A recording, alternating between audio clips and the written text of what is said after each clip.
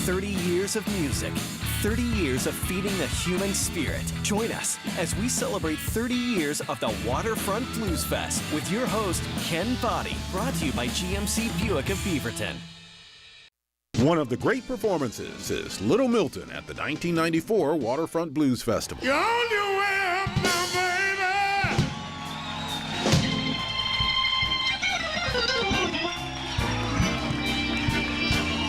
But I'll catch you on your way back down.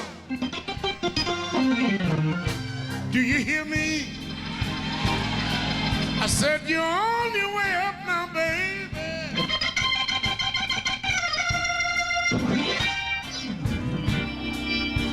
But I'll catch you on your way back down. Yeah. Yeah. But before I let you take me through all of these changes, I'd rather stay down here.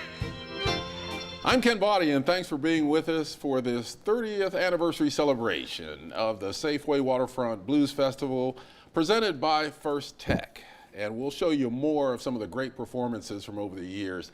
I'm here now with Peter Damon, who is the artistic director, and I call him the producer of the Safeway Portland Waterfront Blues Festival, and also Norman Sylvester, one of the artists who was there from the start. We call him the Boogie Cat. Let's start with how it started. How did the Waterfront Blues Festival start? Well, it was a relatively small seat-of-the-pants operation. It was a fundraiser for Bologna Joe's and Which was a homeless shelter for men. homeless shelter for men, right? Then the next year it transitioned to what it is today, which is a fundraiser for the food bank, with the food bank actually being the producer of the event.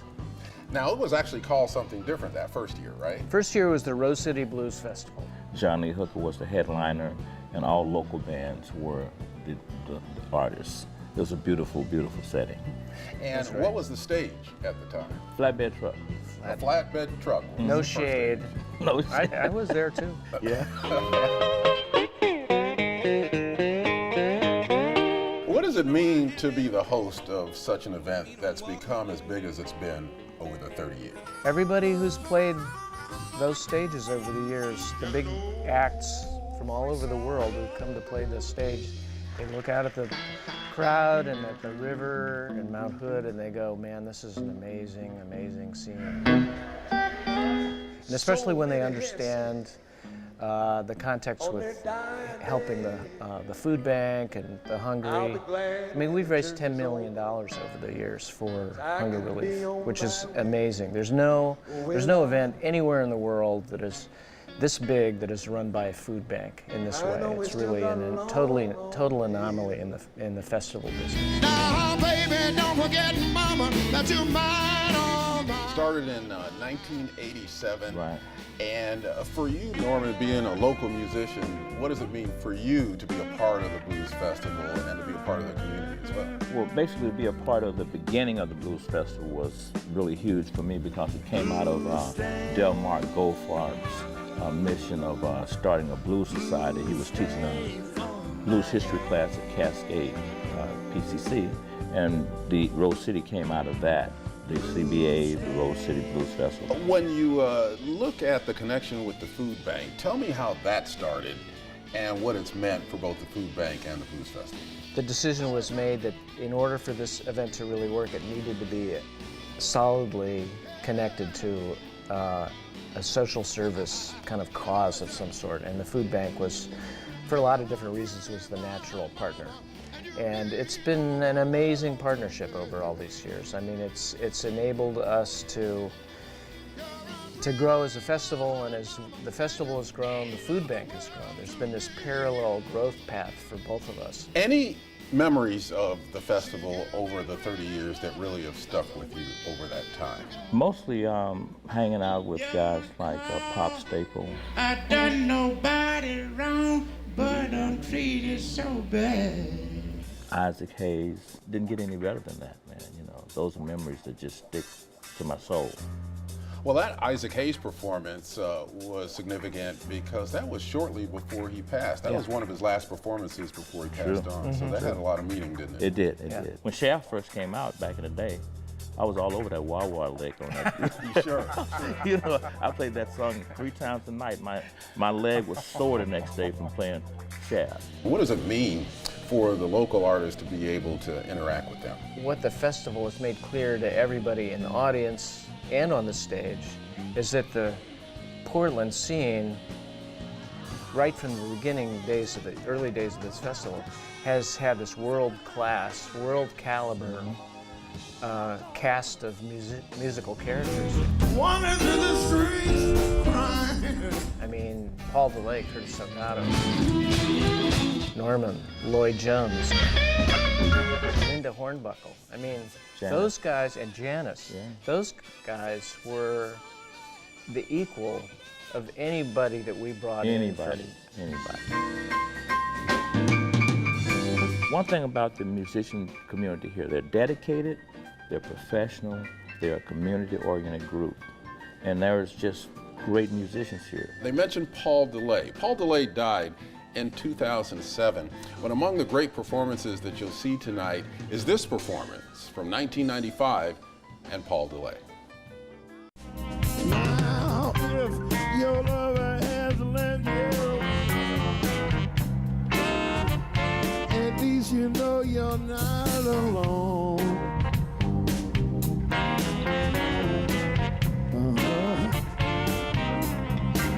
Hey, if your lover has left you, at least you know you're not alone.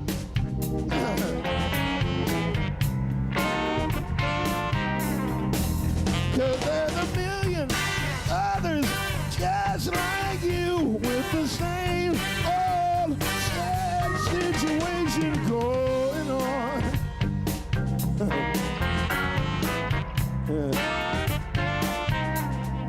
People on the rooftops crying, wandering through the streets crying, lying in their bedrooms crying, hugging their wills and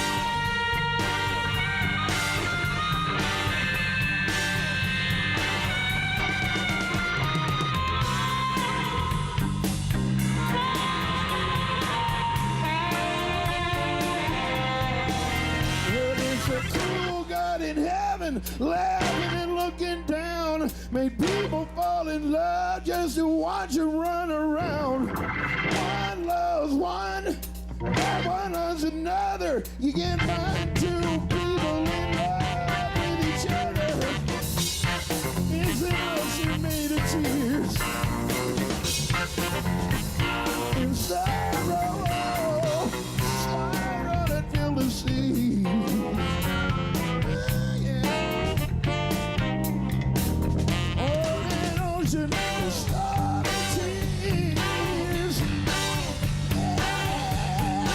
Crying by fools like me.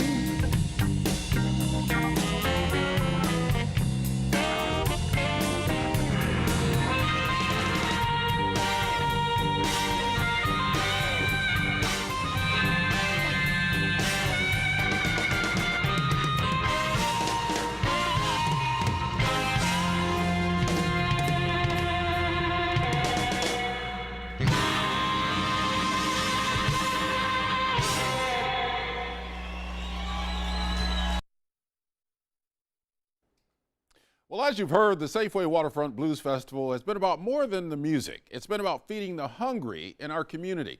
Jenny Hansen takes us to the Oregon Food Bank. From the warehouse with thousands and thousands of pounds of food to the always packed with volunteers packing room, the Oregon Food Bank is a busy place feeding 270,000 people every year. And the biggest fundraiser for the food bank each year is the Waterfront Blues Festival. There is a fundamental connection between the blues and hunger. The blues grew up out of the African American tradition in this country and living in poverty and the challenges of living in poverty and what it can do for someone's soul and resilience. This beautiful music came out of those difficult times. Now in its 30th year, the partnership between the festival and the food bank has been a great success, raising around $30 million in those 3 decades. And the money isn't just for food itself. It provides operating support to Oregon Food Bank. So we have food, but also we have trucks that run around the state picking up and delivering food. And so all of that helps to serve our neighbors in need. The Oregon Food Bank relies heavily on volunteers for the festival, about 800 of them. Many of them are here regularly every week. I really care about Oregon's hunger issue, and this is an organization that just does so much for that directly. Kathy Mahaffey volunteers at the Oregon Food Bank every week, but this is the first year she'll be helping at the Blues Festival. Oh, I think it's a great event. I mean, it's iconic to Portland. I'm working at a particular stage, and I'll find out what I'm doing, probably keeping people from rushing it. No. And of course, the hope is that those volunteering at the Blues Festival may get a taste of what the Oregon Food Bank does for the community. We continue to try and figure out ways for folks who first get introduced to Oregon Food Bank during the Blues Festival to come and connect with us during the rest of the year. Last year, the food bank started charging an admission as opposed to suggested donations of cans of food because of the rising costs of operating the festival. We found that about 40% of the folks, 45%, made no contribution as they came in through the gate. And we had tried different messaging avenues to say, hey, please donate when you come in. And not everyone heard the call. Still, it's only $15 at the gate or $10 for a day pass if you buy online in advance.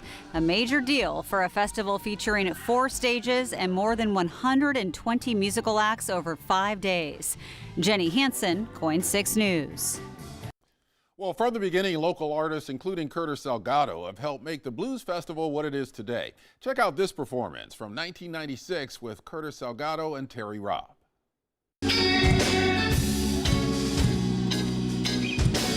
I'm up here on the stage.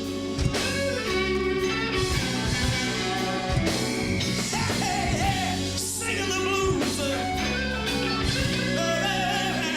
know now I got to sing the blues.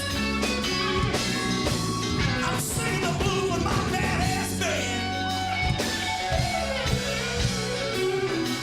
You're rubbing salt in my wounds. You're rubbing salt in my wounds.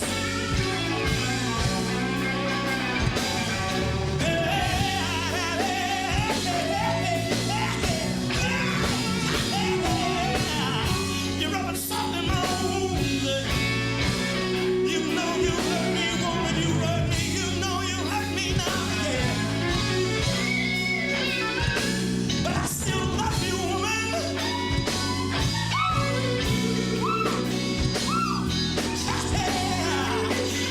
You're rubbing salt in my wounds.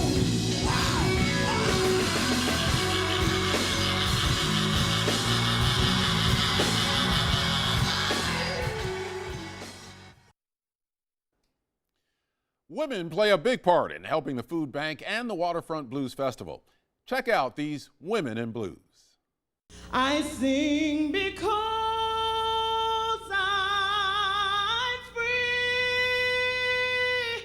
22 years ago, LaRonda Steele came to Portland from Oklahoma. She's been a part of the Safeway Waterfront Blues Festival ever since. It is wonderful to perform on a stage with thousands of people watching, but to know also that you're doing good for your community, for the country, for the world, that makes it even more special. The success that it has is really quite fantastic and overwhelming. From Sonny Hatt to Duffy Bishop to the late Linda Hornbuckle.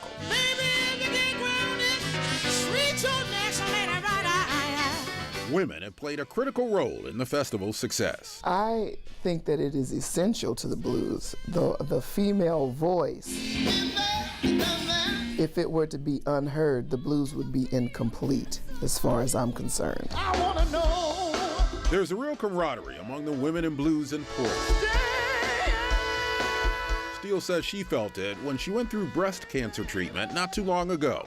Two women in particular who have passed on made a strong impact, Linda Hornbuckle and pianist Janice Scroggins. I mean, these women worked nonstop, and I'm hoping that people understand how much they did give. I mean, we gave them a lot too, but they gave themselves to this music community. And I know. So as LaRonda Steele prepares for another year of the Safeway Waterfront Blues Festival, she helps carry the torch for all the women who continue to pave the way.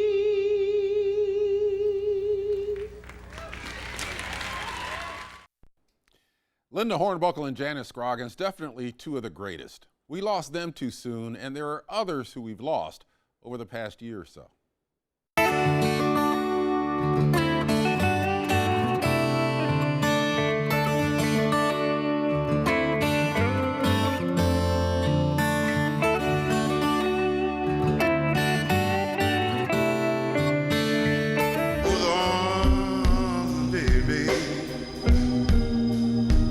Reach out to me.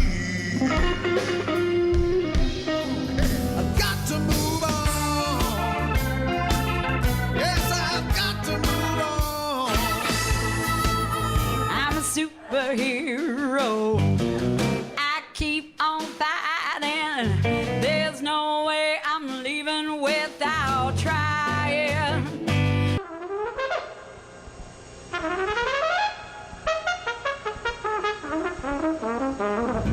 I've been dealing with the devil. My woman don't love me no more. 100 days, 100 nights to know a man's heart. 100 days, 100 nights. Hey, good looking. What you got cooking?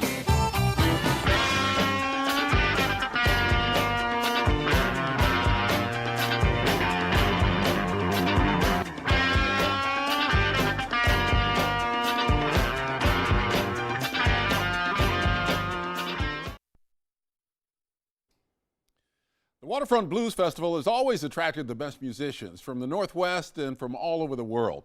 Let's take a look at some of the artists who will be playing this year.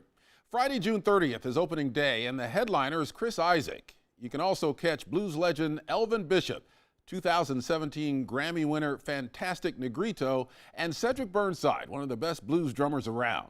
On Saturday, July 1st, the Big Head Blues Club, a supergroup featuring Big Head Todd and the Monsters and other blues legends, takes the main stage.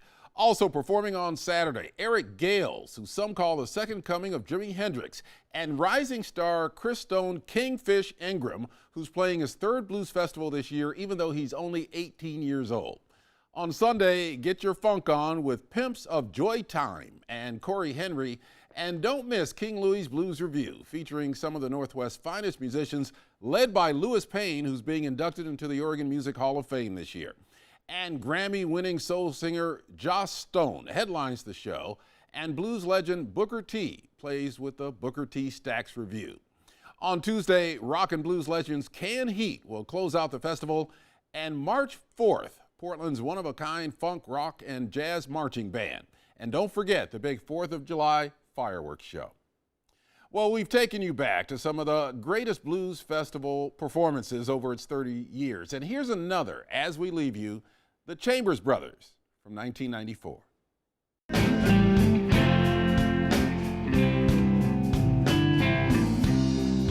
There ain't no room